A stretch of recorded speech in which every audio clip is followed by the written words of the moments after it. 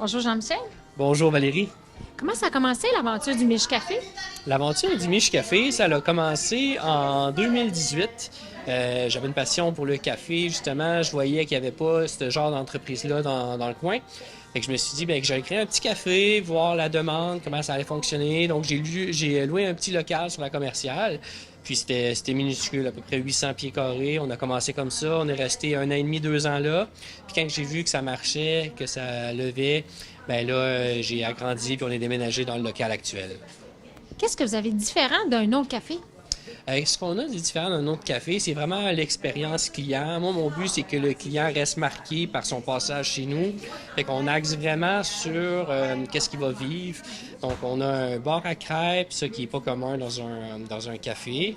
Puis, on a une super terrasse extérieure, vraiment magnifique, avec des tasses géantes en forme d'un bol de latte, une tasse à espresso, on a des bulles, on a des bancs en forme de livre, fait qu'on a des toiles aussi à l'extérieur. Donc, c'est vraiment essayer de marquer l'imaginaire des gens pour que les gens disent « Ah, là, c'est le café qui a, les bulles ou les tasses géantes. » C'est quoi l'histoire en arrière des tasses en bois? Quand j'étais petit, j'étais allé à la ronde. Puis il y a un manège que c'est une tasse, puis que tu peux tourner. Ça m'avait marqué, ce manège-là. Puis quand que je faisais les plans du café avec la designer architecte, j'ai demandé, penses-tu que ce serait possible que les gens aillent boire un latte dans une tasse ou quelque chose comme ça? Je vois que certaines villes, ils ont comme des chaises géantes, mais moi, j'ai dit une tasse géante parce que j'ai dit, je sais que ça se fait parce que, je sais pas si ça se fait en bois, mais je sais que ça se fait de d'autres manières, j'en ai déjà vu. Puis elle a dit, écoute, on va l'essayer. Puis elle a designé. Puis j'ai la chance d'avoir un père qui est ébéniste, puis à la retraite. Fait qu'à deux, là, avec le plan et lui, son talent, ils ont bâti ça. Puis j'ai un de mes chums aussi qui a fait les tasses espresso, Royal Rustique. Fait que c'est comme ça que c'est venu l'idée de nos tasses à l'extérieur. Peux-tu me parler de ton projet des 2 dômes extérieurs aussi? Oui, on a un projet de bulle extérieure chauffée, aménagée. Je trouvais ça plate d'avoir une aussi belle terrasse, mais de juste la vivre 3-4 mois par année. Fait que je me suis dit, comment est-ce qu'on peut faire pour l'utiliser à l'année? Je me suis dit qu'avec un dôme meublé, chauffé, aménagé, le fun, les gens pourraient... l'hiver, après une petite marche, sortir en raquette, etc., de venir prendre un chocolat chaud, aller la prendre à l'extérieur. Fait que profiter de la terrasse les 4 saisons, en fait. Vous venez souvent au Café Mich? Quand même assez souvent, oui. Oui, c'est très attirant ici. Pourquoi vous aimez ça venir ici? Premièrement, c'est convivial.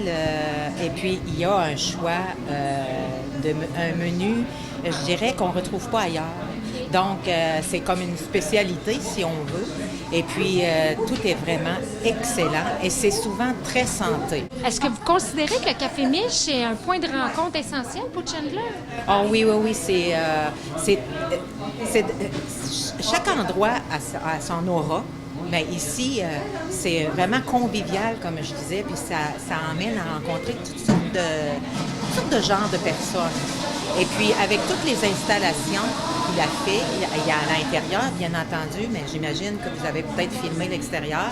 Vous voyez qu'il y a différentes choses, puis il y a même des choses maintenant pour la période hivernale. Donc, il innove beaucoup, le propriétaire ici. Ouais. Le Mich Café, je crois qu'il s'implique beaucoup dans la communauté. Oui, pour nous, l'aspect communautaire, c'est vraiment important. De redonner, c'est super important. Fait que moi, je suis enseignant en éducation physique de profession. Fait que tout ce qui est sport, santé, ça m'interpelle beaucoup. Donc, on est le commanditaire majeur du circuit tennis gaspésien. On donne beaucoup pour les tournois de soccer aussi.